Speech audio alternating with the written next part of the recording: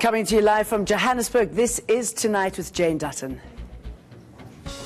Father of the nation, that's literally what Nelson Mandela was, with his love for children. You speak to those who grew up close to him. And South Africa's flirtation with populist politics, is it a good or a bad thing? Then Checkpoint's focus on the villagers of Ramakokostad angry over mining royalties. That's Tonight with Jane Dutton.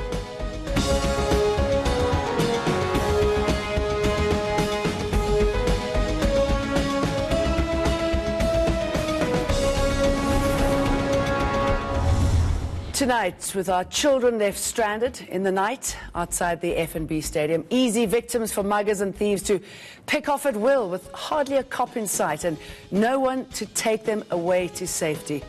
What would Nelson Mandela say? He believed that our children are the rock on which our future will be built.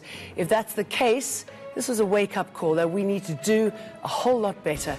We'll talk to people who've benefited from his love and the protection of children and ask them what needs to be done. And populism has become such a dirty word, but that hasn't stopped South Africa lurching in that direction. At least we're in good company. Venezuela's on its knees economically. Look what the xenophobic right in Europe have been doing under the banner of populism to immigrants and refugees. And of course, Donald Trump, the textbook populist with his disruption of social order that's left the US, the country, more divided and scared than ever before. So why is it increasingly popular here? Would it work in our already highly polarized society? And do we want it? Then Checkpoint looks at villagers angry over mining rights. Remember, you can call us with your questions on 011-759-6340. You can also use the hashtag Tonight with Jane Dutton. But first, as always, Shahan with the news. Thanks, Jane. Appreciate it. These are our top stories tonight. Eskom has come up with a new rescue plan. It's hoping government will take over 100 billion of its 420 billion rand debt.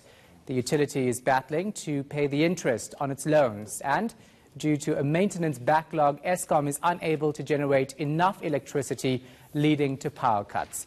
Economists fear the move could lead to further credit rating downgrades. The problem is the government can't afford this, and should they do it, the country will be classified as junk status by all the credit ratings agencies simply because the debt levels will be too high. Agri-SA says land expropriation without compensation is another nail in the South African economy. The National Council of Provinces has resolved that Section 25 of the Constitution must be amended. The National Assembly took the same decision yesterday. Agri-SA says it supports land reform as long as it doesn't threaten agriculture and food security. It's now considering legal options. If you understand anything about investor confidence and what goes on in the mind of the investor and the farmer and the long-term investments they have to make to produce, you will understand that this decision will impact on that, and in a negative way. It will impact on land prices. It will impact on the way we are financed. It will ultimately impact on production, and then it will impact on economic growth, and it will impact, because of the forward and backward linkages in the economy, it will impact on other sectors of the economy. And several events have been held across the country to honor Nelson Mandela. Today marks 5 years since the struggle icon died. In his hometown of Punu in the Eastern Cape, community members took part in a peace walk. It ended at the Nelson Mandela Museum, where a commemoration service was held. Of forgiveness, the list is endless. That's why we felt that it is important to add and put our mark as well to this remarkable cause of his centenary. Madiba was the great man. I think he was a great leader in the whole world.